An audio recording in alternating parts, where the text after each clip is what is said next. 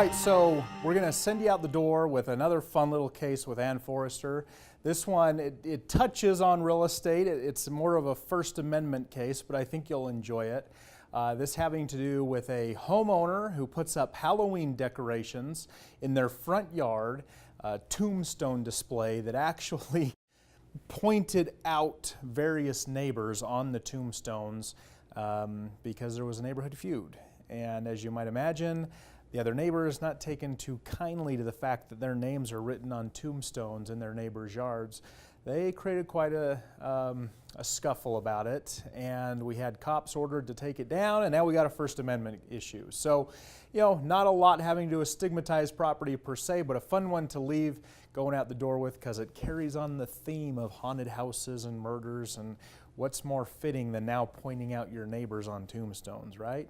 So, enjoy the case, and if nothing else, you'll have a greater appreciation for your right to pick on your neighbors as you own property. We'll see you next time. The neighborly feud began in 2001 when the Pertels fell on hard times and had to park their 38-foot RV on their driveway instead of at a storage facility. This upset the neighbors, but they put up with the obnoxious eyesore for a while. Finally, their patience grew thin and they complained to the city.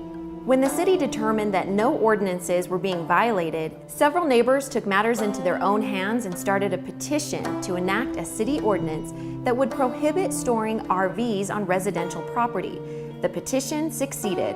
The Pertels retaliated against their complaining neighbors by erecting 6 wooden tombstones on their front lawn. Although Halloween was only 2 weeks away, something about the tombstones didn't seem to be strictly in accordance with holiday decor.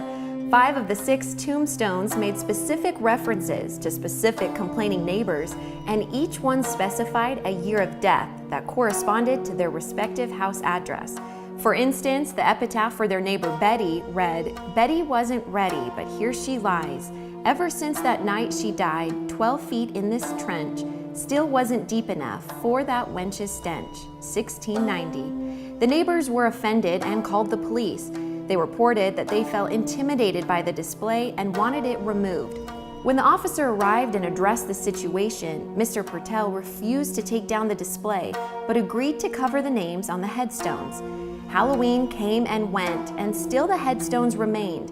Tensions among the neighbors came to a boil as November was in full swing.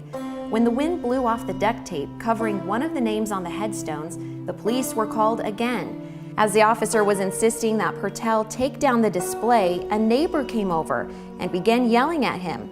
Pertel stood his ground until push came to shove. The officer separated the 2 men and threatened that he would arrest Pertel for disorderly conduct if he didn't take down the display.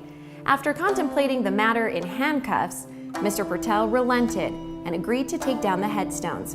After the ordeal was over, the Pertels filed suit against the officer personally, claiming their First Amendment rights were violated. After losing at trial, the Pertels appealed. On appeal, the court ruled that the language on the tombstones wasn't to be interpreted as an actual threat, but as retaliatory ridicule. As a result, the epitaphs were protected under the First Amendment. However, the court determined that the officer's judgment and actions were protected under governmental immunity. In the end, the court held for the officer and chastised the attorneys for bringing such a petty neighborhood squabble into federal court.